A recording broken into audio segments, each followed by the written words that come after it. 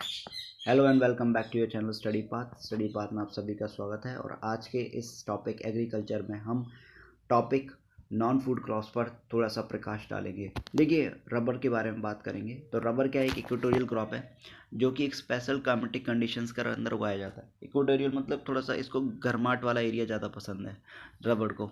अब देखिए कहाँ कहाँ उगाया जा सकता है, ट्रॉपिकल और सब ट्रॉपिकल एरियाज़ में भी उगाया जा सकता है। इसको थोड़ा सा जो क्लाइमेटिक कंडीशन इसके लिए चाहिए होती है वो इसे मॉइस्ट चाहिए होती है, मतलब थोड़ी चिपचिपाहट वाला इसे मौसम चाहिए होता है। और इसको जो बरसात है वो 200 सेंटीमीटर से ज़्यादा चाहिए होती है। और इसका जो एवरेज एनुअल टेम्परेचर होना चाहिए वो 25 डिग्री सेल्सियस से अबव होना चाहिए, तभी ही रबर प्लांटेशन जो है वो अच्छी ग्रो कर सकते हैं। अब देखिए कहाँ कहाँ ये उगाई जाती है, Kerala, Tamil Nadu, Karnataka, Andaman Nicobar island, Garo hills of Meghalaya. अब रबर तो आप लोगों को पता है कि रबर के क्या क्या आइटम्स बनते हैं। गर्ल्स वगैरह अपनी चोटी में इस्तेमाल करते हैं, पेंसिल्स, इरेजर वगैरह हम इस्तेमाल करते हैं रबड़ का। इलास्टिक वगैरह किसी चीज़ का हो तो उसके लिए हम रबड़ का इस्तेमाल करते हैं। तो ये सारी चीज़ें मैं आप लोगों को बताना चाह रहा था। अब बात करेंगे हम किसकी, फाइबर क्रॉप्स की। तो देखिए फाइबर क्रॉप्स जो होते हैं कि कॉटन, जूट, हेम्प, ये नेचुरल सिल्क, ये चार मेजर कंपोनेंट हैं किसके, फाइबर क्रॉप्स के। देखिए सवाल ऐसे बन सकता है, क्या हेम्प फाइबर क्रॉप है? Is hemp is a fibre crop, true और फॉल्स? या आपसे इस तरीके से भी सवाल बन सकता है कि cotton, jute, hemp, natural silk, ये किसके एग्जाम्पल्स हैं, फाइबर के हैं या रबड़ के हैं, किसके? तो ये आप लोगों को थोड़ा सा पता करना होगा, क्योंकि जितना ज़्यादा हम इसको पढ़ेंगे उतना ही ज़्यादा हमें समझ में आएगा। तो देखिए कॉटन, जूट और हेम्प जो हैं वो तो मिट्टी पर उगाए जाते हैं, यानी कि सॉइल क्रॉप्स जो होते हैं, ये कॉट, जूट और हेम्प ये ज़मीन से उत्पादन होते हैं। लेकिन सिर्फ और सिर्फ आपका जो सिल्क है वो सिल्क वॉर्म के थ्रू प्रोड्यूस होता है। जो कोकून ट्रीज होती हैं वहाँ ग्रीन लीव्स को फीड करती हैं और उनके कोकून्स मतलब जाल सा बुन देती हैं उसी जगह पर, और उसी सिल्क वॉर्म को ये लोग निकालते हैं, एक्सट्रैक्ट करते हैं। स्पेशल ट्री होता है मलबरी, उस मलबरी वाले ट्री पर ये जो सिल्क वॉर्म होती है वो बैठ जाती है और उस अपने कोकून्स जो उसका ऑप्टेन है कोकून उसको निकालती है, और उसकी वजह से वो सिल्क फाइबर ये लोग निकाल पाते हैं। और इसी को हम बोलते हैं सेरीकल्चर। इसकी इसकी स्टडी को या इसके प्रोडक्शन की जिसके बारे में हम पढ़ रहे हैं इसी को हम बोलते हैं क्या, सेरीकल्चर। तो rearing of silkworm is also known as sericulture. एक नंबर का क्वेश्चन आपके पास ये बन सकता है कि what do we call rearing of silkworm, तो we have to say that it is called sericulture. अब देखिए कॉटन के बारे में बात करेंगे हम। तो cotton in India it is believe to have original home of cotton plant. Cotton is one of the main raw material for cotton textile industry. अब देखिए कॉटन को माना जाता है कि कॉटन पुराने टाइम से ही ओरिजिनल क्रॉप्स के थ्रू माना जाता है। इसको बोला जाता है कि कॉटन अभी नहीं, बहुत पुराने टाइम से ही हुआ आ रहा है। और कॉटन एक रॉ मटेरियल भी है। कॉटन का इस्तेमाल सबसे ज़्यादा टेक्सटाइल इंडस्ट्रीज में होता है। 2016 में ये डाटा था कि इंडिया सेकेंड लार्जेस्ट प्रोड्यूसर है कॉटन का आफ्टर एंड ऑल चाइना, यानी कि China is the first major producer of cotton.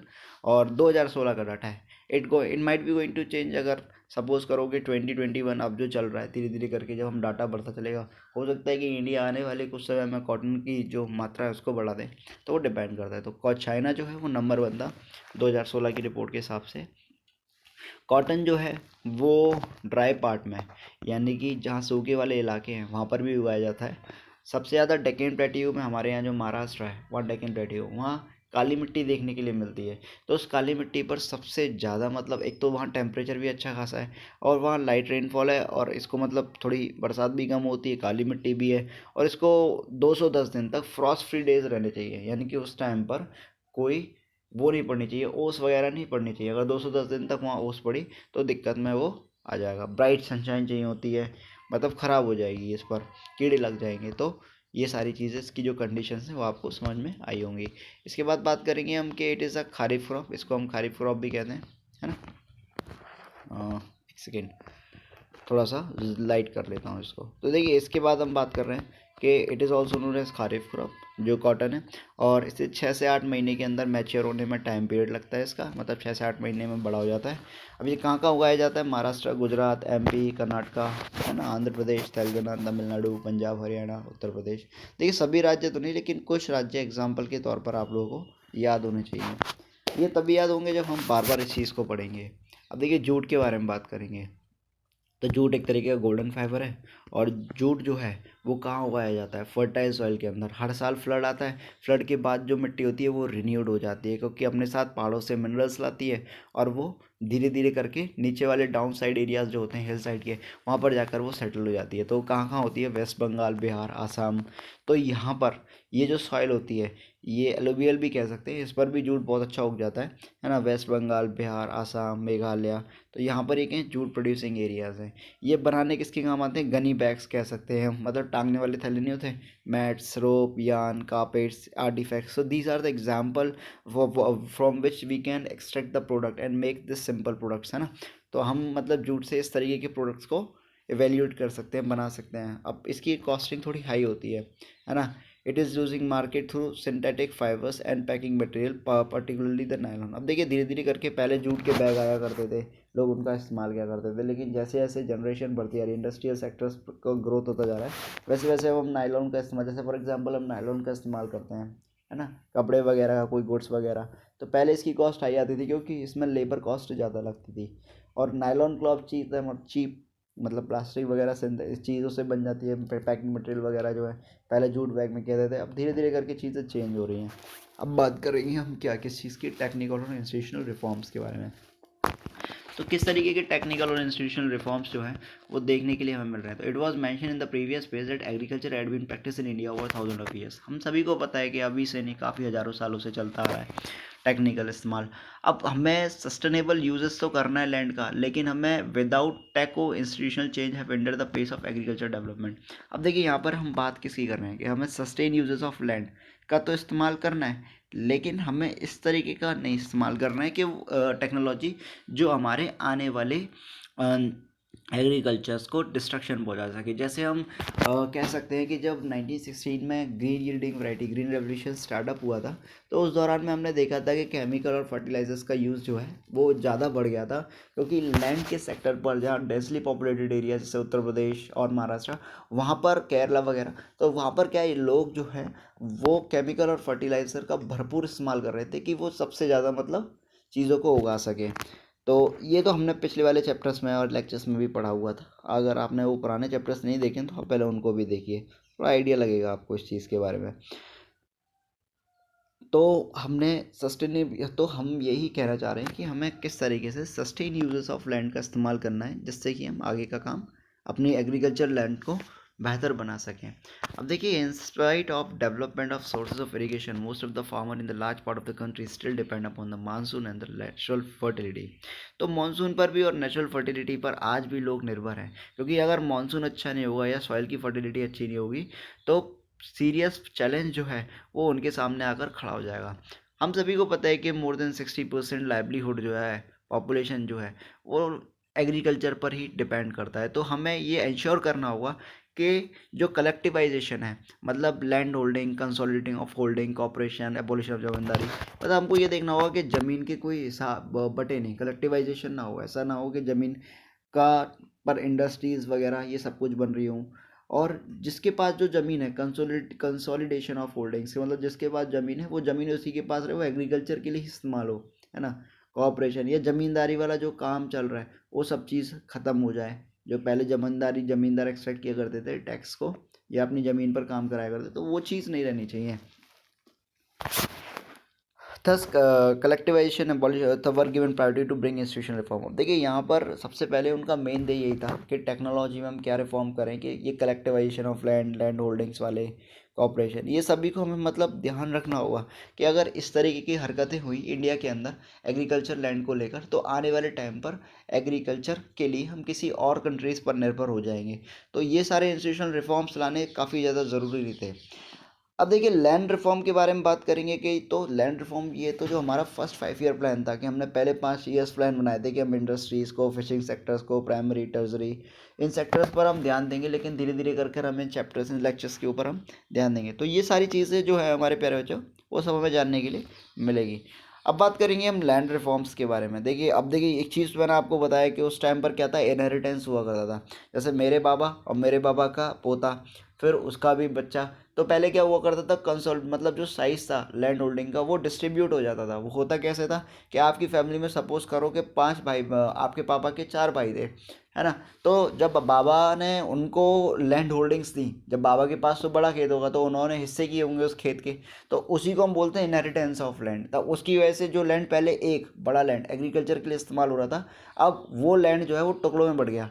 अब हर 4 भाई जो थे आपके बाबा के, सपोज करो मेरे बाबा के, तो ज़रूरी नहीं है कि वो उस चारों पार्ट्स पर अपना काम करें, चारों ही एग्रीकल्चर के लिए इस्तेमाल करें। हो सकता है कि एक एग्रीकल्चर के लिए इस्तेमाल करें, एक घर वगैरह या फार्म वगैरह कुछ भी बना सकता है, इंडस्ट्रीज़ वगैरह सेक्टर वगैरह, है ना, शॉप वगैरह कुछ भी बना सकता है। तो जो मेजर पोर्शन एग्रीकल्चर का हम एक लैंड से उत्पाद कर पा रहे थे, अब तो वो डिस्ट्रीब्यूशन में आ गया ना। तो ये सारी चीज़ें, अब देखिए इसके लिए बहुत सारे लॉज लैंड रिफॉर्म्स बनाए गए, इम्प्लीमेंटेशन किए गए गवर्नमेंट के थ्रू, के जो लोग हैं वो एग्रीकल्चर की तरफ ल्यूकवार्म रहे, मतलब एग्रीकल्चर की तरफ लुभाए रहें। ऐसा नहीं है कि वो एग्रीकल्चर सेक्टर को छोड़कर किसी और चीज़ की तरफ चले जाएं। अब देखिए काफ़ी ज़्यादा इंडियन एग्रीकल्चर में 1916 और 1917 के बीच में दौरान में काफ़ी इम्प्रूवमेंट किया, ग्रीन रेवोल्यूशन किया कि कैसे हम बढ़ा सकते हैं, फिर white revolution, operation of flood के, मतलब मान के चलो कि फ्लड वगैरह आ जाए तो फिर हमें कैसे प्रोटेक्ट करने हैं। These all were the activities. Some strategic initiated to improve the lot of Indian agriculture but this to late concentration of development in the selected areas.